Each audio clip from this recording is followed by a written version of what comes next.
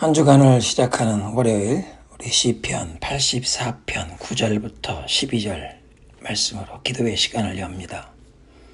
우리 방패이신 하나님이여, 주께서 기름 부으신 자의 얼굴을 살펴보옵소서. 주의 궁정에서의 한날이 다른 곳에서의 첫날보다 나은즉 악인의 장막에 사는 것보다 내 하나님 성전 문지기로 있는 것이 좋사오니, 여호와 하나님은 해요 방패이시라. 여호와께서 은혜와 영화를 주시며 정직하게 행하는 자에게 좋은 것을 아끼지 아니하실 것임이니이다. 만군의 여호와여, 주께 의지하는 자는 복이 있나이다. 변함없는 자비와 긍휼로 우리를 덮어주시는 하나님께 감사와 찬송을 드립니다. 하나님을 신뢰하며 의지하는 자에게 해와 같은 소망의 빛이 되시고 방패와 같은 보호자가 되셔서 은혜를 베푸시는 하나님께 오늘도 우리의 시선을 향합니다. 우리 눈앞에 보이는 것들에 마음을 빼앗기기 쉽고 바람이 불고 풍랑이 일어날 때 두려워하며 요동하기 쉬운 우리의 이 연약함을 주님께 고백하오니, 우리의 영혼을 깨우시는 주님의 음성을 듣게 하옵소서. 갈릴리 바다의 풍랑을 잔잔케 하시던 주님의 음성이 우리의 심령과 우리 가정에 울려 퍼지게 하셔서 주님께서 명하시는 그 참된 평안을 온 세상을 뒤흔드는 폭풍 중에도 경험케 하옵소서. 코로나 재앙 중에 무서운 산불이 캘리포니아에 번지고 허리케인이 동남부 지역에 불어오는 이 미국에 자비를 베푸시옵소서. 미국의 모든 교회와 하나님의 백성들이 우리의 허물과 죄를 회개하며 하나님의 얼굴을 찾는 영적 각성을 허락하옵소서. 코로나가 확산되고 있는 대한민국, 여러 가지 문제를 안고 있는 이 대한민국과 북한을 불쌍히 여기시고 우리 민족에게 한반도의 복음 통일의 길을 열어 주옵소서. 이제 우리의 2세대를 위해 기도하오니, 이번 주간 동안 온라인으로 진행될 우리 어린이 여름 상경학교를 축복하셔서 코로나 팬데믹으로 지난 3월부터 학교도 제대로 가지 못하고 있는 우리 이 어린 자녀들에게 예수님께서 주시는 큰 위로와 평안과 기쁨이 충만하게 임하는 축제의 기간이 되게 하옵소서.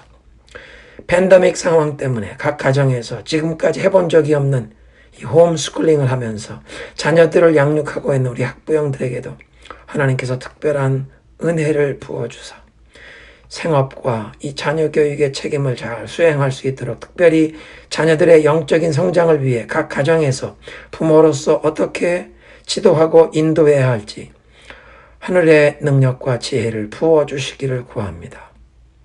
오늘도 주님의 말씀을 대할 때 성령이여 우리를 깨우쳐 주옵소서. 예수님의 이름으로 기도드립니다.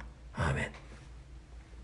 오늘의 본문은 고린도전서 7장 25절부터 35절입니다.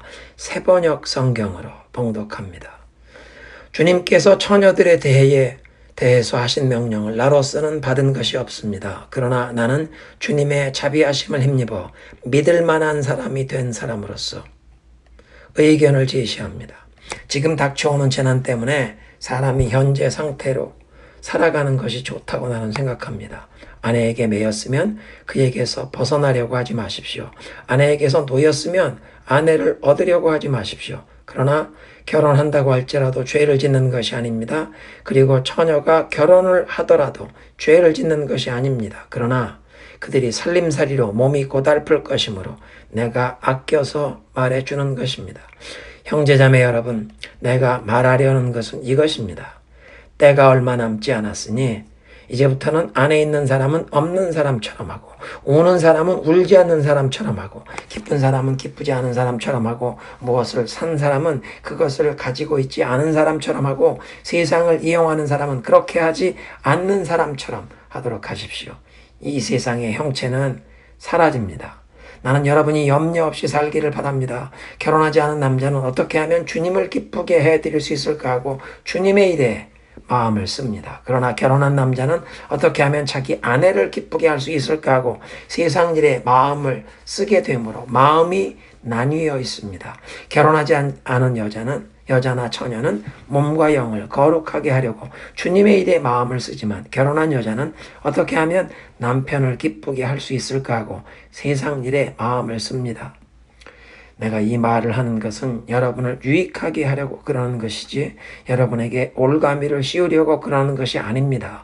오히려 여러분이 품위 있게 살면서 마음에 헛갈림이 없이 오직 주님만을 섬기게 하려는 것입니다. 아멘. 예수님의 육신의 부모였던 마리아와 요셉의 경우에서 볼 수 있었듯이 고대 사회에선 이 정혼 관계, 즉 약혼을 하면 서로에게 예속이 되었기 때문에 정식으로 파혼의 절차를 거쳐야 약혼 관계가 끊어지는 서로에게 그 의무에서 벗어나는 유일한 길이었습니다. 이 고린도 지역의 임박한 환란의 상황을 고려해서 약혼한 사람들이 혼인을 해야 하느냐 아니면 혼인을 연기한 채 그냥 지내야 하느냐 이런 문제에 대해 사도 바울이 교훈을 하는 내용의 본문입니다. 오늘 26절에 언급하는 이 임박한 환란이라는 시대적인 상황을 사도 바울이 고린도 전서를 기록한 후에 수년 내에 로마 제국 안에서 대대적인 기독교 박해가 일어날 것을 예상하면서 이런 교훈을 기록했다고 해석할 수도 있습니다. 그런데 고고학적인 자료와 문헌을 통해 밝혀진 그 시대적 배경을 보면 사도 바울 시대에 고린도 지역에 기근이 최소한 3차례 발생했고 그런 비상사태 상황에서 국가적인 차원에서 고린도 지역의 식량 공급을 담당했던 로마 제국의 그 행정관의 업적이 언급된 11개의 비문이 발굴되었습니다. 고린도에 기근이 임하여 이 사회 분위기가 불안에 휩싸였고 물품 사재기 현상과 폭동이 발생했던 것입니다. 로마의 역사가 타키투스라고 하는 사람의 기록에도 고린도가 속한 그 아가야 지방, 아가야 도의 지진과 기근이 발생했음을 적고 있습니다. 고대 사람들은 지진이나 기근과 같은 재해는 신이 노여워서 내리는 것으로 받아들였고 1세기의 크리스찬들은 특별히 기근과 지진이 다가올 환란의 징조라고 마태복음 24장 7절에 그 예수님 하신 그런 말씀을 기억했습니다.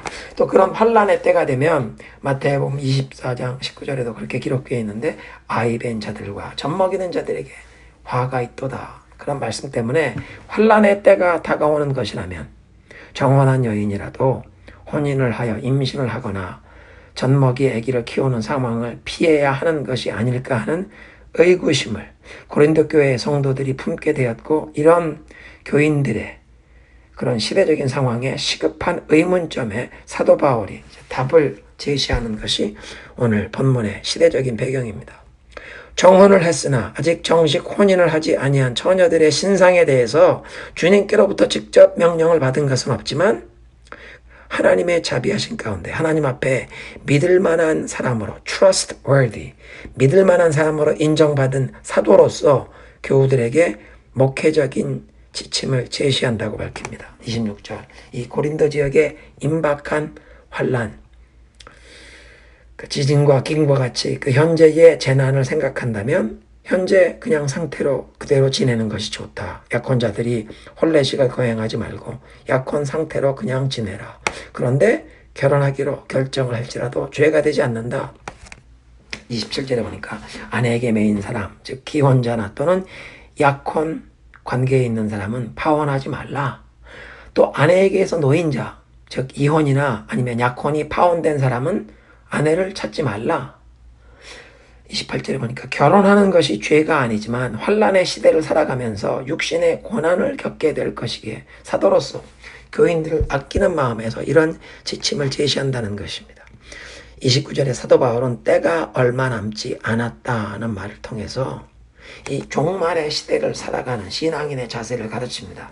1세기 당시에 헬라와 그 로마의 철학과 사상, 종교관은 세계는 이 세계의 미래는 파괴되지 않고 영구히 세상이 계속 존재할 것으로 그렇게 믿었습니다. 그런데 기독교는 예수님의 그 재림의 약속, 파라우시아의 성취를 기다리면서 하나님의 타이밍이 되면 그 카이로스의 인류의 심판과 종말이 임한다. 그리고 하나님의 나라가 임할 그 날을 기다리며 살았기 때문에 그레코 로만 월드, 이 헬라의 철학과 이제 이 로마 제국 시대에 그 세상의 세계관과는 완전히 다른 시각으로 역사와 세상을 보게 된 것입니다.